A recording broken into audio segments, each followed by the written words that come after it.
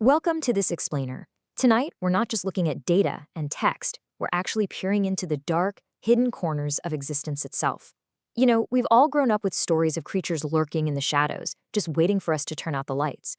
But what if the monsters we fear aren't hiding under the bed? What if they're literally the bedrock of our reality, the invisible architects of our society, and quite frankly, the architects of our own minds?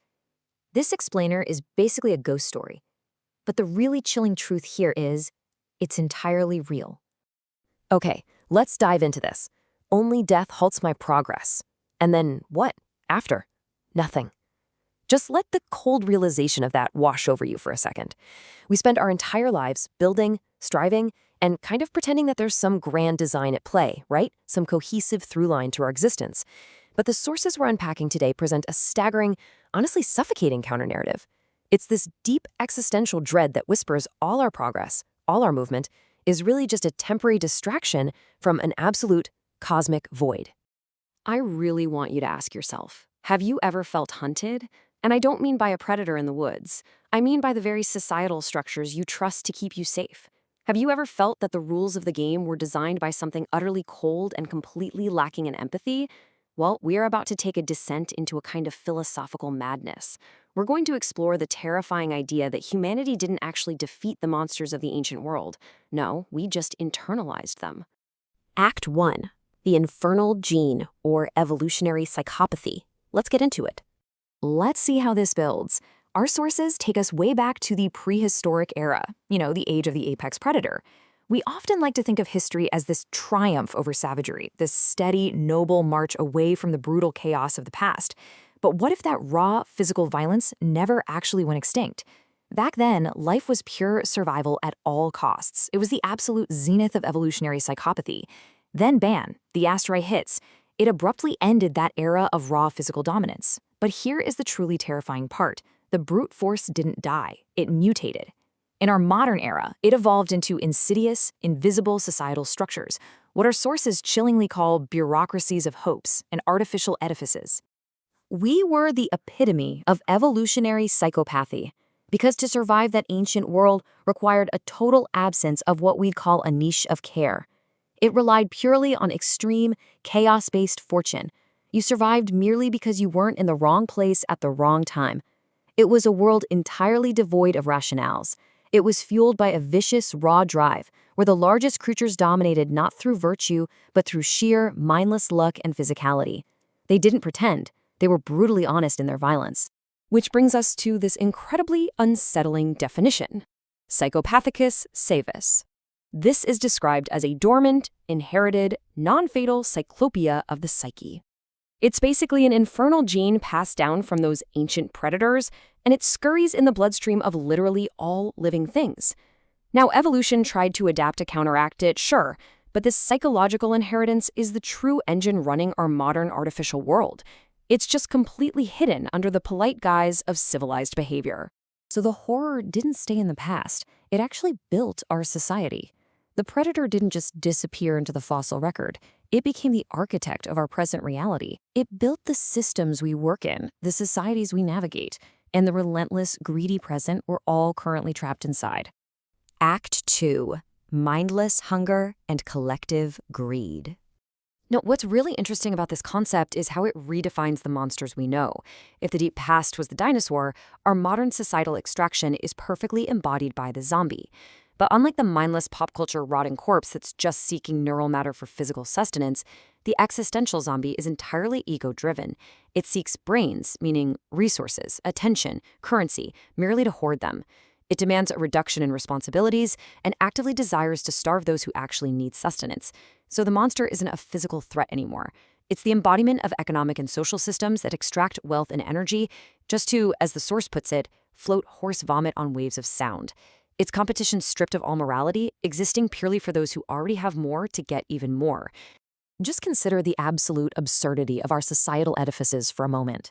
We build these systems that vow to manage us reliably and pretend to care, but the brutal reality is they operate contrary to literally all actual values. We talk a big game about collective empowerment, right? But corruption is quite literally the air these constructs breathe. And their empathy level? Well, the source offers this haunting metaphor. Expecting these societal machines to care for your life is as foolish as expecting the sun to care if Pluto freezes for all eternity. These structures are as cold, dark, and indifferent as deep space itself. And then the energy fades. You push against these massive, completely indifferent systems day after day, year after year. And slowly, silently, you feel your energy begin to slip away. Which brings us from the claustrophobia of the macro society all the way down to the invisible, microscopic forces hunting you from within. Act 3. The Invisible Theft of Will, featuring the Fairy of Entropy. So the crucial point is understanding this fairy of entropy. Forget the cute mythical sprite. This is a creeping force executing a horrific 4-step countdown inside you right now. Step 1 is the secret unconsented loss of your ATP molecules, your literal chemical energy. The thief borrows them, basically claiming you didn't really need them anyway. Step 2 is an unnoticed loss of concentration and natural motivation. Step 3 is the complete evaporation of optimism and existential will. It's stolen away as if heated water just sweated its last active molecules off. And finally, Step 4, the robotic switch is simply turned off. The truly terrifying part is how our minds secretly deny the theft. We create these deep existential veins of rationales, pretending life can go on forever, right up until the very exact moment it just stops. Have you ever felt your energy suddenly vanish into thin air, leaving you just utterly drained for absolutely no apparent reason? Well, this is the sweet, terrifying theft of your vitality. According to our source, humans are really just robotic machines and switches. There's no grand differentiation between us and other fauna. Optimism? It's an inherent delusion. Our minds rot for all eternity under false rationales, completely powerless as the arrow of time pushes us incessantly forward into the dark.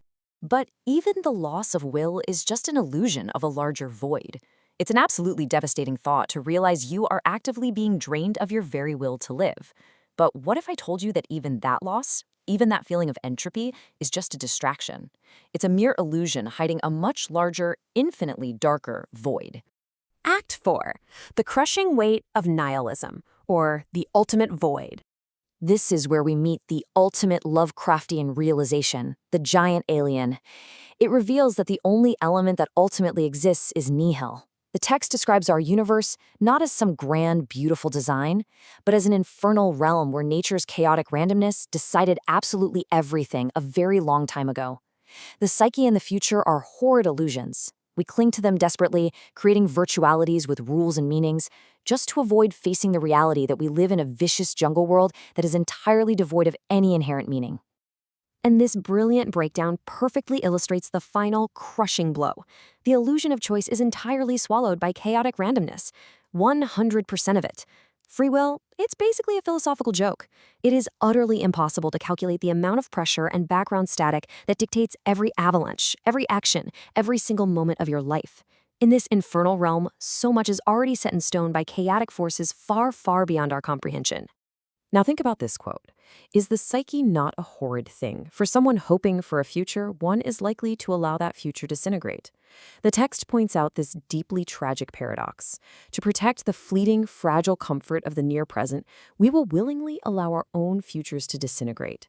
We are so utterly terrified of the cosmic void, of the giant alien forces of reality, that we would honestly rather destroy our own potential than face the meaningless chaos outside our little bubbles of self-deception. Act 5. The horror is already here, right inside us all. So what does this all mean? We've journeyed from the psychopathic past to the greedy present, down to entropic decay and cosmic nothingness. I want to leave you with this final, haunting thought to really burn into your mind. Are your thoughts, your societal structures, your carefully planned futures actually your own? Or are they just the static of chaotic randomness echoing in a vast, empty, indifferent universe? The monsters aren't coming for you. They're the blood in your veins, the buildings you work in, and the entropy ticking away inside your cells right this very second. There's literally no escape because the horror is already inside. Thank you for joining me on this explainer. Until next time, keep your eyes open in the dark.